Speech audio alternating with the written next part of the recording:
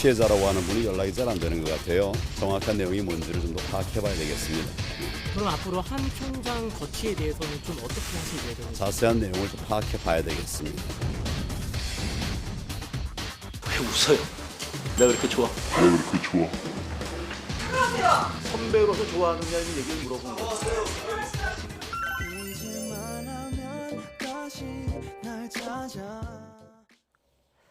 네, 한성교 의원의 욕설 파문이 가라앉지 않고 있습니다. 이 차마 옮길 수 없다는 심한 욕설, 어떤 상황에서 나온 건지 좀 이제 정리되는 게 있나요?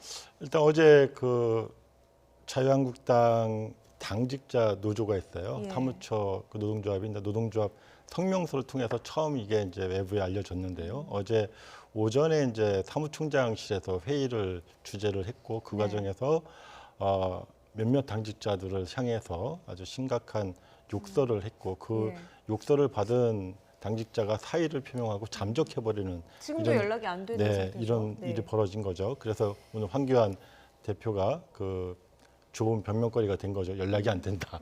내가 입장이 없다. 이렇게. 그래서 실제로 저 같은 경우에는 이유를 알고 보면 이제 어제 큰 이제 일이 있었죠. 민생 대장정이라고 이제 거창하게 시작을 했지만 네. 실제로 첫 번째 행선지를 잡은 게 부산의 자가치 시장이에요. 사실 자가치 시장은 모든 정치인들이 선호하는 곳입니다. 예. 뭐 서민적 이미지와 그다음에 시장이라고 하는 여러 가지 상징적인 의미가 있기 때문에 그랬는데 갔더니 휴무일이었던 네. 거예요. 그것도 정기 휴무일. 그래서 어제 이야기 나눴거든요. 네. 알고 갔을까 모르고 갔을까. 예, 그래서 예. 그런 것은 결국 이제 대표실하고 보통 총무국하고 일정을 짜거든요. 일정 짜고 그런 과정에서 그게 점검이 안 됐다는 거. 그다음에 부산 시당에서도 점검이 안 된 거죠. 이 전 과정을 사실 총괄해야 되는 게 사무총장 위치입니다. 그런데 어제 얘기를 들어보니까 한성교 사무총장이 사무총장인데 패싱이 된 거예요. 그 얘기를 그 네. 얘기가 보고 안 올라갔고요. 예, 그리고 네. 또 다른 일정도 마찬가지고 그래서 전체로 지금 황교안 대표가 당대표 비서실을 중심으로 해서 실제로 사무총장에게 권한을 주지 않고 그냥 직접 다이렉트로 당직자들과 일정이나 이런 것들을 정하고 공유하는 이런 시스템으로 일종의 초기 형태로 좀 가고 있는 것 같아요. 네. 그런 과정에서 이제 일종의 군기잡기를 한 거 아니냐. 어제 네. 근데 그 과정이 너무 좀 격하게 드러났고 그다음에 이게 외부에 드러났습니다. 그래서 사실 이제 한성교 총장 같은 경우는 이전에도 여러 차례 국회 내에서 문제를 많이 발생한 적이 있습니다. 그래서 네. 과거에 이제 그 방어원들을 멱살을 예. 잡는다거나 또 최근에는 여성 의원에 대한 어떤 모욕적 발언으로 좀 무리를 빚은 바가 있습니다. 네. 지금 뭐 어쨌든 사무총장에게까지 보고가 안 올라간 건 화가 날 만한 상황인 것 같긴 한데 직원들도 단단히 화가 난 것 같거든요. 사무처 내부에서 그동안 뭐 소통하는 데 있어서 문제가 여러 가지 있었던 걸까요? 한성교 의원 같은 경우 사선 의원인데요. 한마디로 해서 기본이 안 된 사람이에요. 네. 함량 미달입니다. 뭐 이번만이 계속 아니잖아요. 뭐 비난하시기에, 네. 직설적으로 얘기하면 그렇습니다. 그러니까 황교안 대표가 사무총장을 한성교 의원으로 얘기했을 때 당내에서도 굉장한 우려가 많았었어요. 그때 이미 여러 가지 그렇습니다. 구설이 왜 있었죠. 저분을 사무총장을 할까?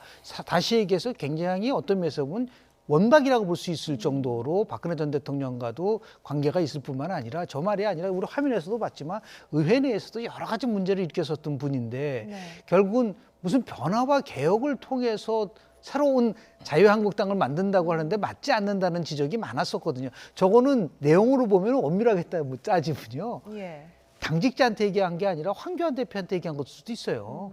그렇지 않습니까? 조금 전에 말씀하신 것처럼 당대표가 예. 예를 들어서 비서실 중심으로 하고 일부 사무처 중심으로 해서 움직이니까 자기가 소외됐다는 것을 어떻게 표출을 해야겠고 예. 직접적으로 못하니까 애꿎은 당대표는 놔두고 결국 사무처 직원들을 향해서 한 거지 않습니까? 네. 그런 면에서 봤을 때 아직 수양이 굉장히 떨어진다고 볼 수밖에 없는 부분인데요. 이거는 지금 황교안 대표가 생각을 잘 하셔야 되는 게 이 즉각적으로 조치를 취해야 됩니다. 네. 왜냐하면 벌써 이게 지금 우리 한 달 정도 민생대장정을 하는데 민생대장정은 사라지고 한성교 막말 파문으로 뒤덮어지는 이런 부분들이 있기 때문에 이거는 조기에 빨리 수습을 해서 뭐 당에 얼마나 좋은 분들이 많습니까? 그렇게 해서 이 문제를 수습을 해야지만이 나름대로 의미 있는 결과가 나올 수 있을 거라고 저는 봅니다.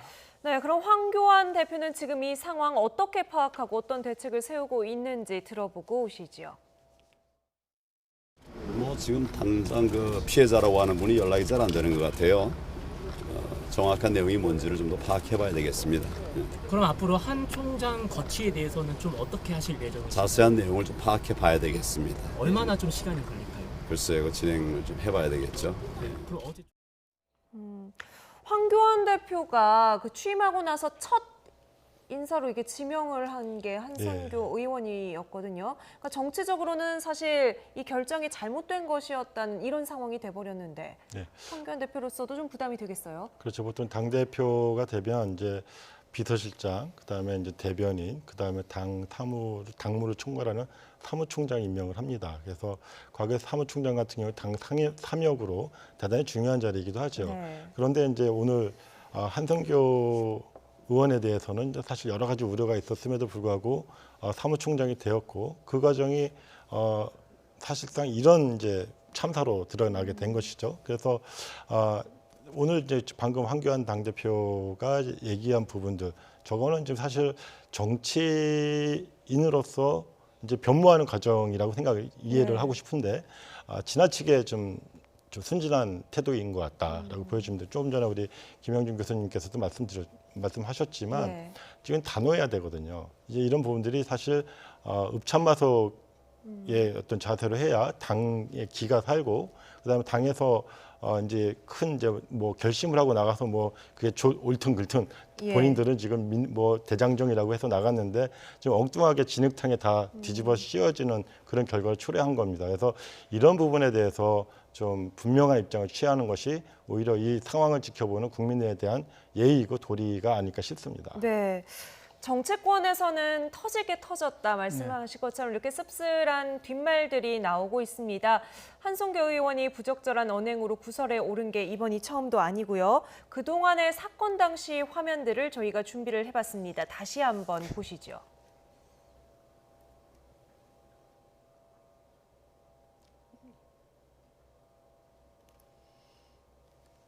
네, 이게 2009년 3월의 일이었나요? 2016년 9월에 국회의장실 들어가면서 지금 경호원 멱살을 잡았던 일이 있었습니다. 국회 윤리위의 일로 제소가 됐었죠. 네, 이어서 다음 화면 좀 보여주시죠. 이건 이보다 앞서서 2009년 3월의 일인데요. 지금 멱살 뭐 이런 표현 그렇습니다. 멱살 잡혀 있는 분이 지금 이종걸 민주당 의원이고요. 이때는 뭐 어떤 일 때문에 저렇게 다퉜던 건가요? 저 때는 이제 두 분이 미디어법 관련해가지고 격렬한 전투가 있었을 때였는데요. 저 때 두 분이 같은 상임이었습니다. 문방위, 국회 문방위여서 그 시기에 서로 멱살을 잡아가지고 크게 문제가 됐었던 그런 화면입니다. 예, 그리고 뭐 지금 유은혜 장관 그때 당시 의원이었을 때 조금 부적절한 발언을 해서 문제가 됐던 부분이 있었죠. 그때 당시 조금 녹취를 조금 준비를 하시면 좀 보내주시죠.